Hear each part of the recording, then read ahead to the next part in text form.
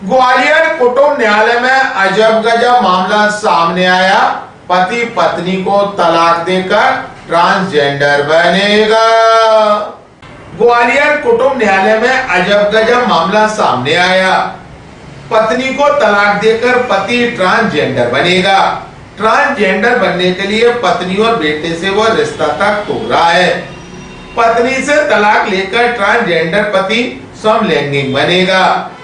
दरअसल राजस्थान के टोंक जिले का रहने वाला पति अपनी पत्नी को तलाक दे रहा है। उसने 21 नवंबर 2019 को ग्वालियर की रहने वाली युवती से शादी की थी। दोनों का विवाह ग्वालियर में हुआ था। शादी के बाद पति पत्नी में शुरुआत में विवाद होने लगा। 2 नवंबर 2021 को रजनी ने एक बेटे को जन्म दिया। बाद में मामला इतना बढ़ गया कि रजनी को अपनी ससुराल छोड़कर ग्वालियर मायके आकर रहना पड़ा। 31 दिसंबर 2023 को बेटे सहित पत्नी अपने पति से अलग रह रही है, लेकिन अब पति अपनी पत्नी को आपसी सहमति से तलाक दे रहा है।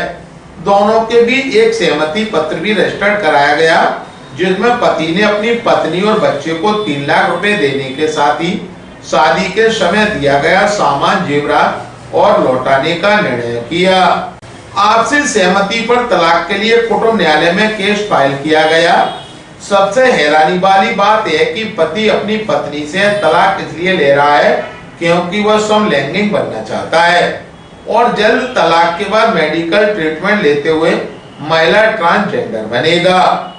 आपको बता दें कि मेडिकल एक्सपर्ट का मानना है कि अचानक से किसी व्यक्ति के मन में ट्रांसजेंडर बनने से जुड़ी साइकोलॉजी का जन्म लेना जेंडर आइडेंटिटी डिसऑर्डर हो सकता है, जो कि एक मानसिक बीमारी होती है। इसमें शरीर तो आदमी का होता है, लेकिन मन महिलाओं जैसा होता है।